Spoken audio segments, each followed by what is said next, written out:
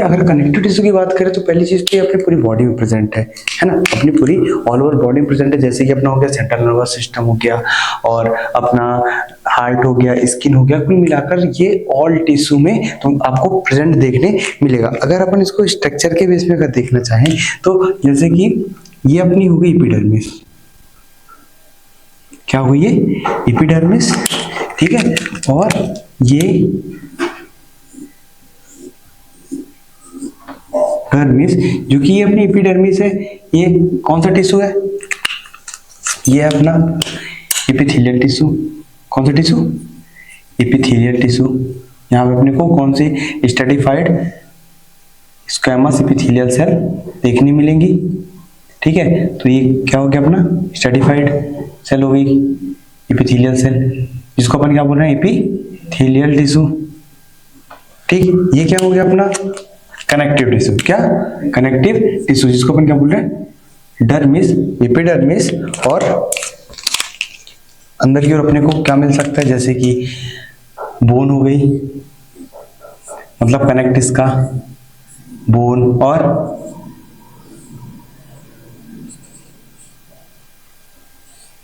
Muscle, क्या muscle, ठीक है। ये मतलब epithelial tissue, connective tissue and other tissue जो उसको क्या कर रहे हैं कनेक्ट कर रहे हैं। तो ये अपने कनेक्टिव टिश्यू पूरी बॉडी में प्रेजेंट है, जो कि अपने को कनेक्ट करके रखा है। जैसे कि अपना अपन ने देखा भी कि हार्ट हो गया, सेंट्रल नर्वस सिस्टम हो गया, और स्किन में आपको प्रेजेंट देखने मिलेगा, ठीक है। अब पता है अपने को ये जो कनेक्टिव टिश्यू है एक स्पेशल टाइप का टिश्यू है। जो कनेक्टिव टिश्यू है वो कैसा है, एक स्पेशल टाइप का टिश्यू है, जो कि क्या करता है सपोर्ट करने का काम करता है, पूरी बॉडी में सपोर्ट कर रहा है। कैसे सपोर्ट कर रहा है, स्ट्रक्चरली, मतलब स्ट्रक्चर भी फॉर्म कर रहा है और साथ में उसके फंक्शन के लिए भी रिस्पॉन्सिबल है, ठीक। जैसे कि अब जैसे ये इससे कनेक्ट है अपना एपिथेलियल टिश्यू, कनेक्टिव टिश्यू, और ये अपना बोन हो गई, मसल्स हो गई, तो ये इसको क्या करके रखा है कनेक्ट करके रखा है, ठीक है। तो स्ट्रक्चर इस तरीके से स्ट्रक्चर इसको प्रोवाइड कर रहा है। देन अगर अपन फंक्शन की बात करें तो फंक्शनली कैसे, जैसे कि ये हुआ अपना एपिथेलियल टिश्यू है ना, एपिथेलियल टिश्यू, कनेक्टिव टिश्यू और डर्मिस। तो अपने को ये हुई क्या ब्लड वेसल्स, क्या हो गई ब्लड वेसल्स, और साथ में ये हो गई स्वेट ग्लैंड, क्या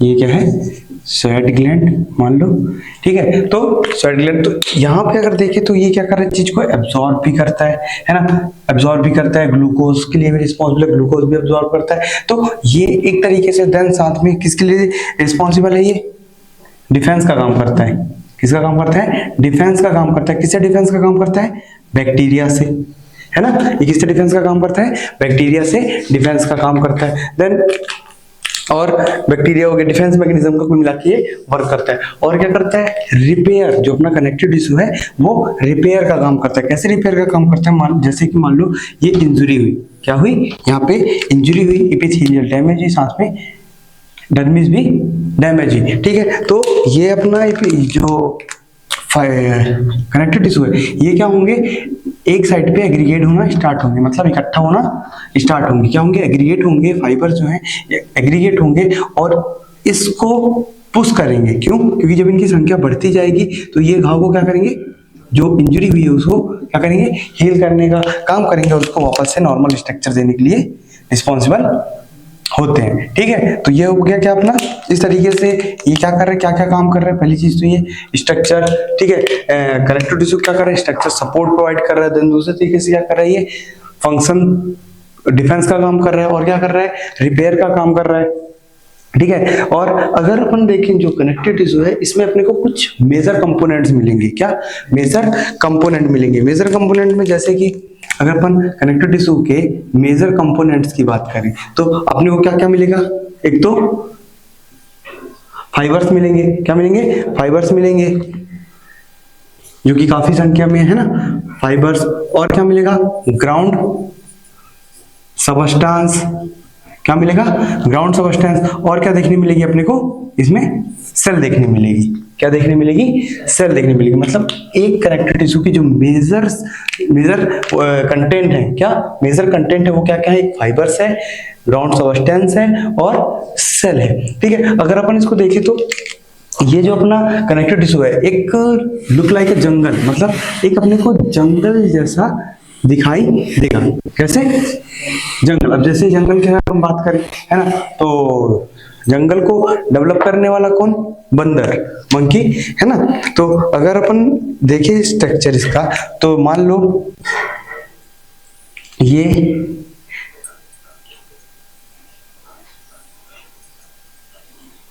अगर एक जंगल है और जंगल को डेवलप करने वाला कौन है, मंकी है, तो अपने को यहाँ पे कुछ, मतलब मंकी क्या, अपनी सेल, ठीक है, मंकी क्या, सेल।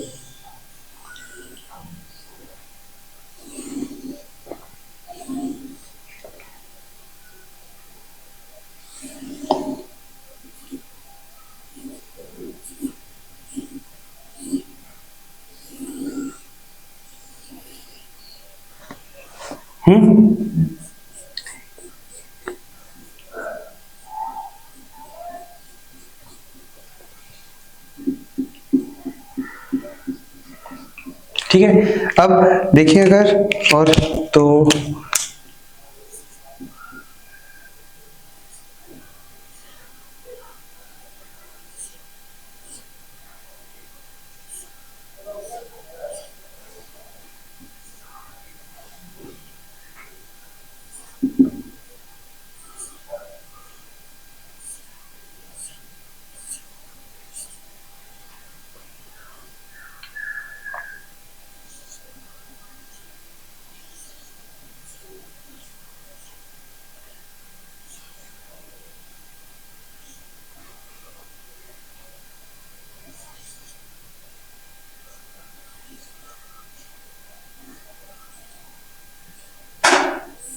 ये कुछ इस तरीके से क्या है, तो ये जो है ये क्या है, ये अपना सेल हो गई, क्या, सेल। सेल कौन सी है, फिब्रियोब्लास्ट। कौन सी सेल है ये, फिब्रियोब्लास्ट। ठीक है, और ये फिब्रियोब्लास्ट हुआ अपना, जैसा कि अपन ने देखा था कि अपने को एक कनेक्टिव टिश्यू को बनाने के लिए क्या चाहिए, सेल चाहिए, फाइबर चाहिए और ग्राउंड सब्सटेंस चाहिए। तो जैसा कि अपन ने देखा था कि एक जंगल को बनाने के लिए कौन रिस्पॉन्सिबल है, बंदर रिस्पॉन्सिबल है, मंकी रिस्पॉन्सिबल है।